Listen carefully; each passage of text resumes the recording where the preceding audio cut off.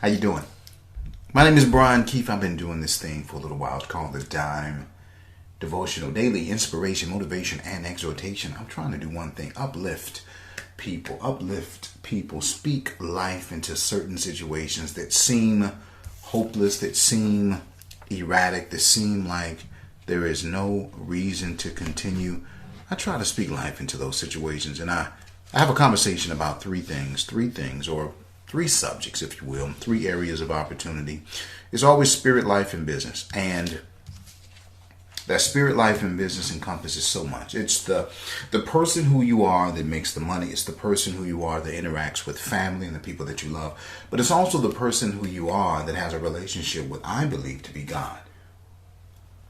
All of those three are interwoven. They're interrelated. They're connected. If one is off, the other two are invariably going to be off.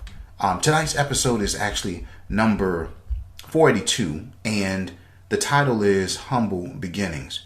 So I'm an entrepreneur. I've had several businesses in my day, and I've been having a few conversations. And in having those conversations, I realized there is a fundamental thing. I tend to forget things because I had my first business at 13. I had another one 20 years ago, which was a limousine business. I had a lawn service, a limousine business, but I also had a carpet, rug, and upholstery cleaning for almost 11 years, 10 months, 10 days, and 10 years, 10 months, 10 days.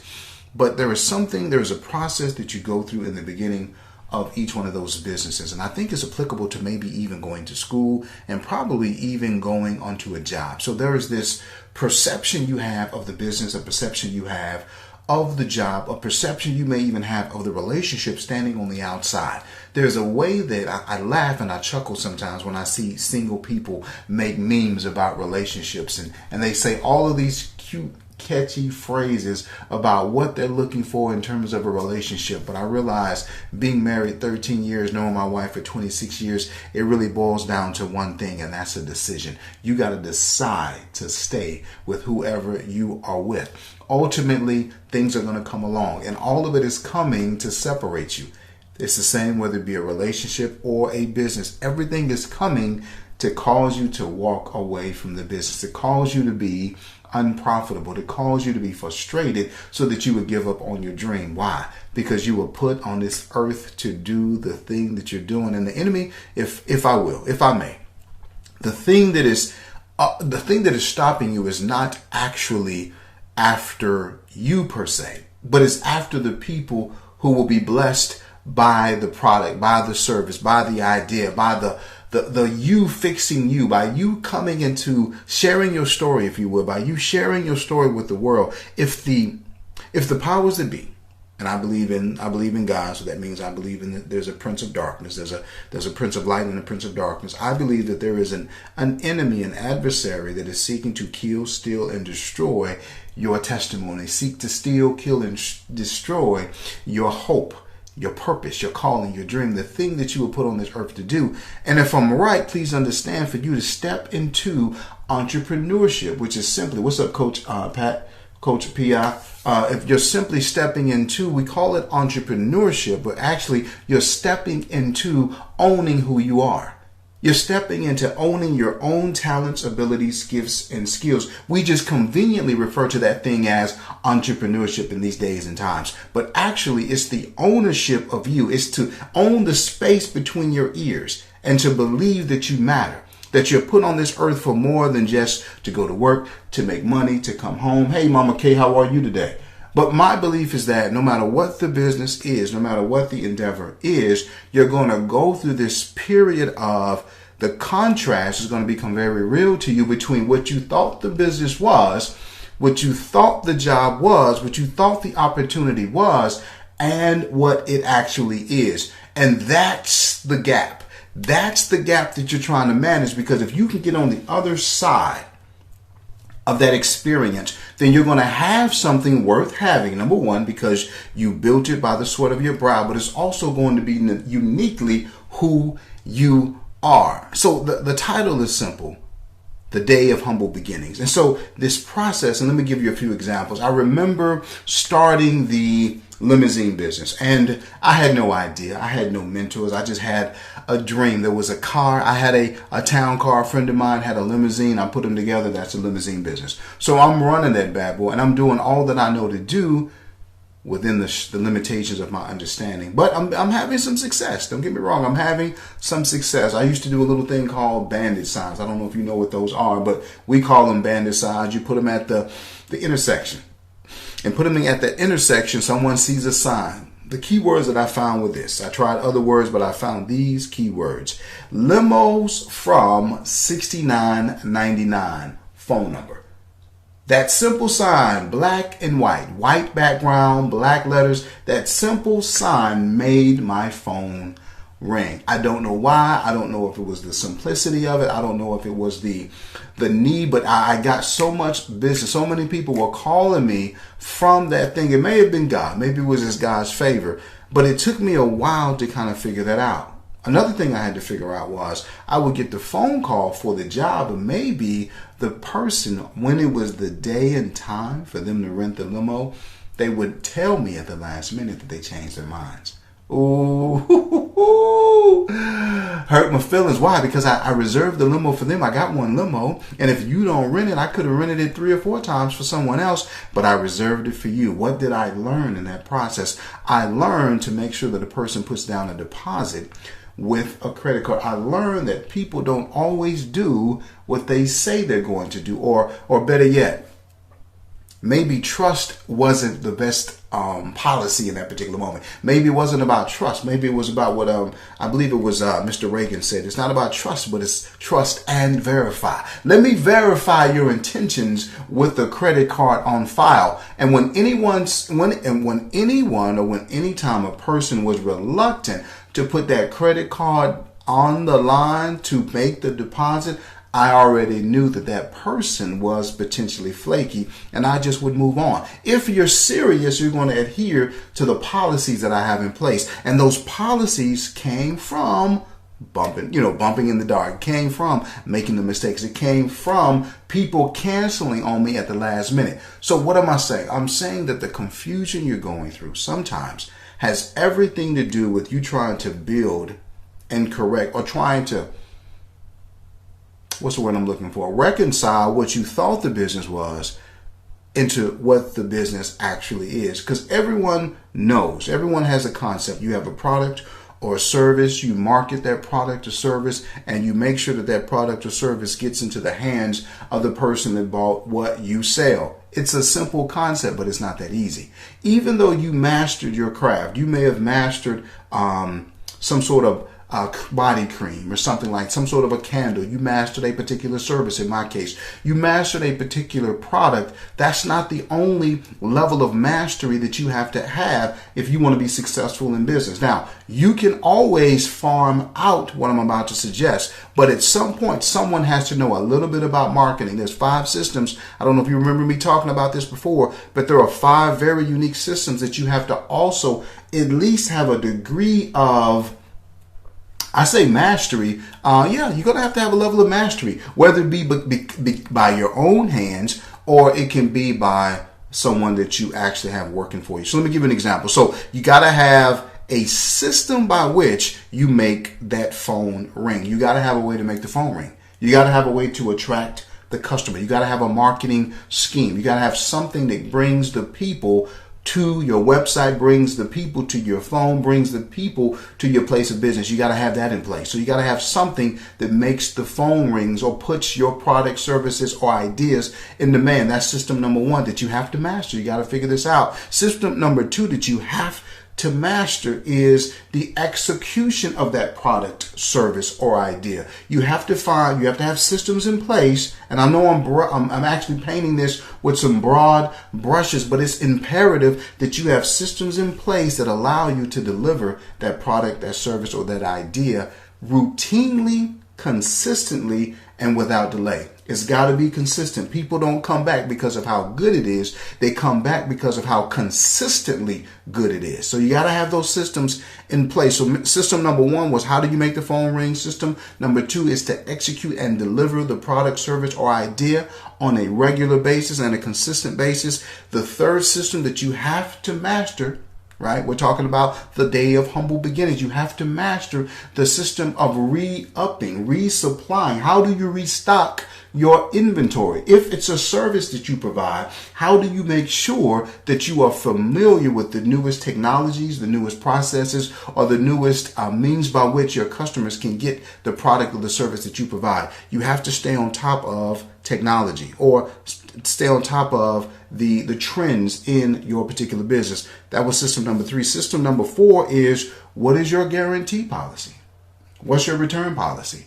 What do you do when people are unhappy? You've got to have a system in place when the system breaks down. What is your system, or you have system A or plan A? What's your plan B when people don't get what they want? You've got to have a 100% money back guarantee or something along those lines. You got to have a return policy. What is that policy, and do you state it up front? What's up, Mason? System number 4, actually, yeah, it was number 4. Number 5 is this. You got to have a CRM. This is probably the most important system. We're talking about the day of humble beginnings. And so I'm speaking to entrepreneurs. I'm hesitant to say entrepreneurs because I really don't, I'm almost not believing in that word anymore. Entrepreneurship is just a fad. We're really getting kind of faddish right now on entrepreneurship. Yeah, we don't really fully understand what it is, but I'll just say it for the sake of, but I'm really speaking to people who have a business, you have an idea, you're trying to facilitate, you're trying to execute on something that you are passionate about, and you're trying to do it in a way, but you're running into these roadblocks. You're running into these frustrating points. And what I'm suggesting to you is that you're not alone. You've not made a mistake. You are right where you should be. Why? Because that first couple of years, especially when you're trying to release a new initiative, when you're trying to do a business you haven't done before. So, for example, I'm very familiar with the landscaping business because I had one, very familiar with the limousine business because I had one, extremely familiar with the carpet cleaning business because I had one. But when it comes to public speaking, guess what I had to do? I had to go back to square one, and I had to remind myself, I had to remember some of the things I've been dealing with in other businesses. And remember, it takes that first 1, 2, 3 years that you have to go through something to work out the kinks. You work out the kinks on how you deliver, all these things I'm talking about. You have to work out the kink of how do you make the phone ring. You have to work out the kink of how do you execute specifically and definitively on the product, service, or idea that you provide. How do you make sure that you are able to restock, replenish, or make sure that you're on the cutting edge of whatever the service is that you provide. Number 4 is, what is the return policy? How do you guarantee that the people who are coming to you for your product, your service, or your system, yes sir, thank you Mr. Mason, for your product, your service, or your system, how do you ensure that they are satisfied? Because it's not just about a transaction. There has to be a transformation in the process. And then number 5, which is even more important, and if you're not doing this, I highly encourage this. You have to have a system in place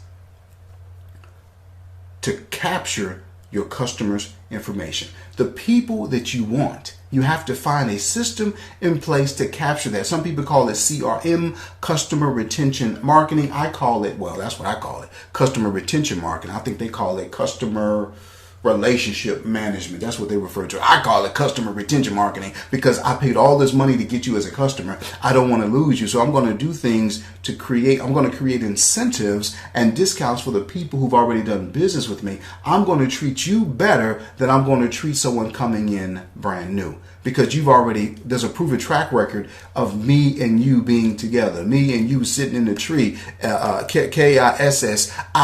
So I'm going to make sure, that you are happy with what I have produced. And I'm going to make sure my best deals, best offerings are reaching out to you. So the rules of entrepreneurship are this. There are no rules. There are no rules. You got laws. Don't get me wrong. You got laws. You've got the law of reciprocity. You have the law of whatever you see, whatever you sow, you will also reap. Those are universal laws. But really, when it comes to entrepreneurship, there's only really one law, and that is the law that is not to operate outside of your core values. That's really the only law that exists, to not operate outside of your core values. So what are your core values? Only you know. Only you know. Only you know what's important to you.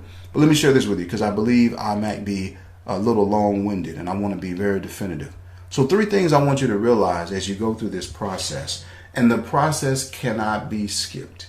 You have to go through this process of figuring out what the customer wants, right? Figuring out how to make the phone ring, figuring out their preferred. Let me give you an example. So we are living in a day and time right this moment where you have 5 different generations consuming products. You have the great generation, you have the baby boomers, you have Gen X, you have the millennials, and then you have Generation Y or the alphas. I'm not sure what they refer to them as. But my 20-year-old daughters, 20 and 22-year-old daughters are living on their own, and they are consumers. They consume differently than the way I consume. They consume differently than the way my parents consume, and they certainly consume differently than the way our grandparents, my grandparents and their great-grandparents might consume. But it is easy for all 5 of those generations to be alive right now. So how do you contact those people? You got to realize someone from the great generation probably has a phone line.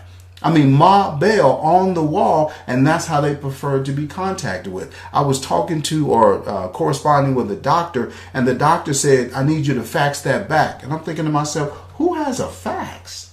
Like, not only do I not have a fax, I'm not driving around town trying to find a fax. What are you talking about? I'm the customer. I'm not working so that you can get information you need. You need to make things, you need to create the system that makes it easy for me. I am the customer. I am the consumer, not the other way around. So those are some things that you want to think about as it relates to how do you go through this system? How do you go through these processes? Because you can't skip the process. And here's what I really want you to realize. Simply because it's difficult right now, simply because it frustrates you right now, doesn't mean you've made a mistake as an entrepreneur. It doesn't mean you've made a mistake as a business person. It doesn't mean you've made a mistake in terms of the career you've chosen. These are the growing pains that you have to go through to understand how you are going to do the job, how you are going to run the business, how you are going to take on the education differently. This is how you add your DNA to the mix. So again, the title is The Day of Humble Beginnings. And I want you to think about 3 things. Here's 3 thoughts I want you to have.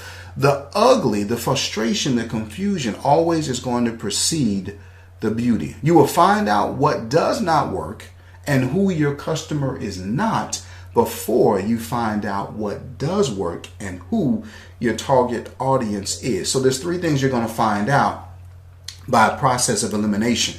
I wish that you can go in and say, this is who, and I'm a firm believer. Hear this. I'm a firm believer in the fact that when you start your business on day 1, you don't know who your customer is. You don't know. You do not know. I do not believe. I'm sorry. I know the entrepreneur gurus disagree with me. I'm sorry. You do not know. You don't know who you have an idea. You have a perception. You can certainly market to that person. But quite frankly, the best thing, here's what I recommend. If you're starting out, here's what I want you to I want to recommend this to you. Offer your product or service to the person that you are. Offer what you do to who you are. And as you grow and develop and master your craft, and specifically the 5 things, how to make the phone ring, right? How to execute on your product, service, or idea, how to restock your supply, how to get more information about your craft, how to master the policy of returning things. How do you fulfill the need of customer service through your return policy or your guarantee policy? And last but not least, how do you ensure that you stay in contact with a person who loves and appreciates your business? Those 5 things that you're going to have to master only can be mastered by going through the process. There is no other way. It's a process of do this, try that, that doesn't work, this doesn't work. It's a process of error, right? It's a process of trial and error is what I want to say. So you're going to figure out what you don't do and who you are not before you're going to figure out who you are. So it's okay. When you figure out that this, so let me give you an example. So carpet cleaning business. I started off working in my neighborhood and I started off serving people who look just like me.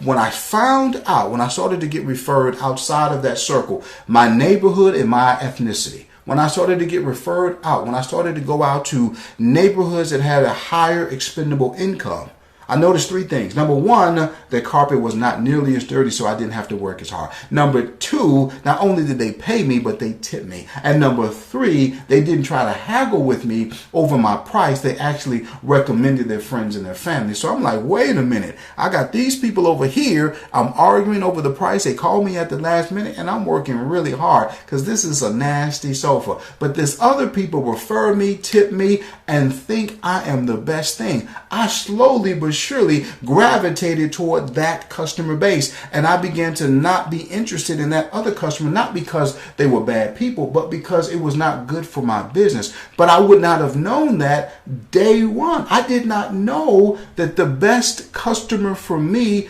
was ethnically or was socio-economically opposite to who I was. She did not live in my neighborhood. She did not have my same gender, and she did not have my same ethnicity. I am a black man living in the southern sector of Dallas, and my target customer was a white female living in the northern sector of my city. The exact opposite, and I was killing it out there. I was killing it out there. I was profitable. I was happy.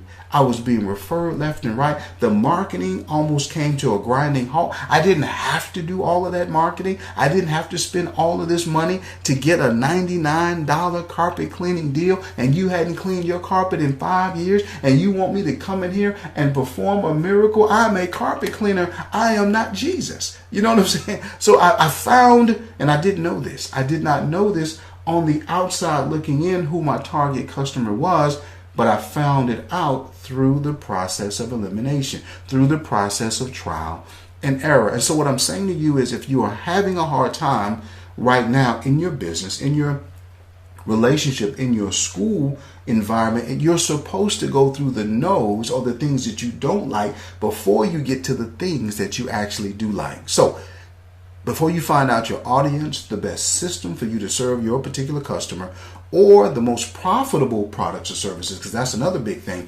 Simply because you offer it doesn't mean you should. Just because you have it on the menu doesn't mean it's profitable. If you have a product on your service roster that you rarely sell and you're not making any money on it anyway, that's a product you ought to get rid of. It's taking up space. That's resources you are wasting for a product that obviously nobody wants. Or you got to flip it and start to market that product more aggressively. But point number two, and these are three thoughts on the humble beginnings, the thing that you might be going through. The process of elimination is actually working for you and not working against you. The process of trial and error, every business has to go through this. I'm sorry. People have given you the impression that you had to know everything when you first started your business, and it is simply not true. You don't know everything. You have an idea. You have a theory, you have a concept, but soon, and that's why it's so messy. That's why it's so chaotic. The reason why it's cloudy and chaotic is because the reality of what you thought it was versus the illusion of and the fantasy of what you thought it was, that fantasy has to be torn down, and it's messy. And we have to build what really is. We have to build the reality. And between the tearing down and the building, that's where the cloudiness is coming from. That's why it feels confusing right now in your business, because you've got to go through this process. But hear what I'm saying. When you come out on the other side, not only will you know what you do, but you know why you do what you do. Not only will you know what you do and why you do what you do, you will not be willing to deviate from that, because you know it's not profitable and you know it's not who you are as a person. You know certain behaviors violate your core values, so there's no need for you to entertain that. There's no need for you to do it. So you know the most powerful thing you can find out as an entrepreneur or as a person in a relationship or a person in a career is what you don't do well. I personally believe it's what you don't do well that will save you. Okay, I don't like doing that, so I'm going to make sure I give that to someone else. Point number two, how do we get through this trial and error period and not forsake the day of humble beginnings is this. The initial frustration and cloudiness, I just made this point, but I want to be clear. The initial frustration and cloudiness is the destruction of what you thought worked versus what actually is working. There is a messiness in the illusion being torn down, and there is a chaos in erecting the real thing. So keep in mind, you're trying to build what's real. That's going to be messy. But you also have to tear down the illusion of what you thought it was, which is also messy, which leads to a temporary, hear what I'm saying, it's temporary, but a temporary moment of confusion. You're not confused. This is a moment. This is a season, and it will pass by. Point number 3 of how we go through this process of trial and error, and we do not forsake the day of humble beginnings in our business, in our relationship, or in our career. We have to, if you can preserve, not preserve, yeah, preserve is true, but what I really wrote, and I should have said was, if I can persevere. If you can persevere and move past the hard times, what will remain will be something that is uniquely you and is more transactional, or it's more than transactional. Take your time to read what you wrote. More than transactional, but actually transformative. Because the goal, if you really want to get to the point where you are competition free, if you really want to get to the point where you're not competing against everyone, every time a new business comes out that is similar to yours, and now you have to dig deep and offer all these deep discounts simply to not lose your customer base. The way that you do that and the way that you become competition free is that you avoid this idea of being transactional and shift from being a transaction to be transformational. Let me say that again. It's imperative that you get out of the business of transactions and get into the business of transformation. How did your product, your service, or your idea transform your target audience? My name is Brian Keefe. I hope this has made some sense in your world. I know it made sense to me, but I'm hoping it made sense to you, because I'm always trying to bring clarity and shed a light on a particular part of your spirit, your life, or your business that will change you, transform you, so that you can be better, stronger, faster, and have